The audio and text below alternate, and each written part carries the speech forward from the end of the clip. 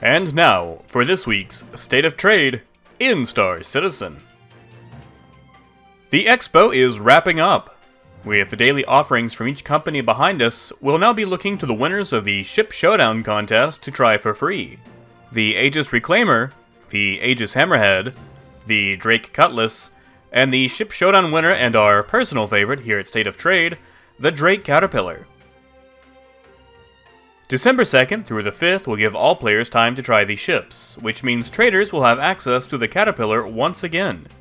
If last week is any indication, prices will be through the roof at most locations. Speaking of, on to market data. Please note that prices were heavily skewed last week due to the Free Fly event. Numbers covered for some commodities will be atypical for their usual trends and reflect generally improbable prices in the economy. In the metals trade, Agricium soared to 24.93 this week in the Crusader area. Deposits on Lyria also held to the mid-24 range, setting a new record for the metal and staying high above a base of 22.5. Titanium rose considerably as well. Generally at its base price of 7.10 in the Hurston system, Titanium reached as high as 7.75 on Drake Day, with deposits in ArcCorp and Crusader reaching 7.98. Gold held to 5.84 in Crusader, with deposits in Hurston sticking to a base price of 5.4. Tungsten reached 3.79, up from a base of 3.55. Even aluminum saw increased movement as it briefly rose to 1.15 from 1.11. Legal vices experienced a spike in trade this week as distilled spirits capped at 4.73, far above their usual base of 4.20. Stems followed suit at 3.25, above a base price of 2.80. Both commodities experienced regular shortages across the system.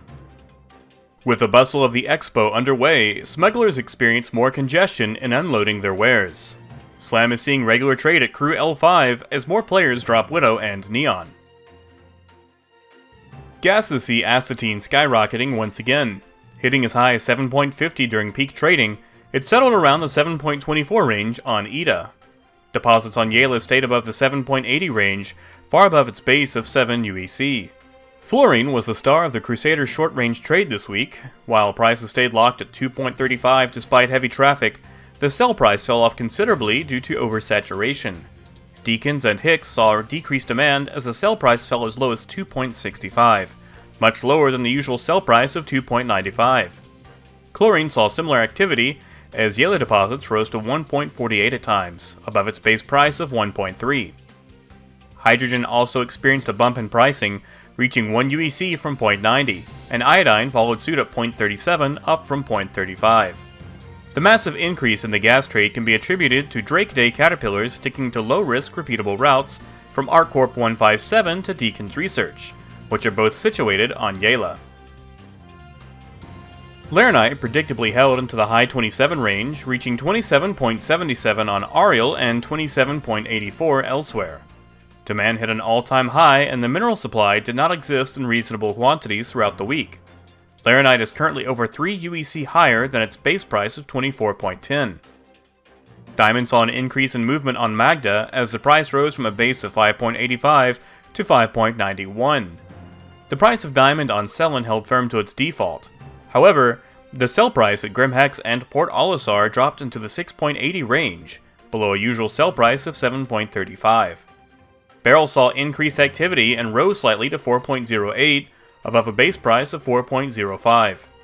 Corundum also saw a major spike in price as it rose to 2.41 in Crusader, above its usual 2.2 UEC.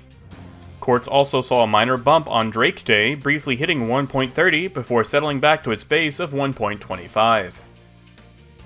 The scrap trade became overcrowded this week as even more traders took interest.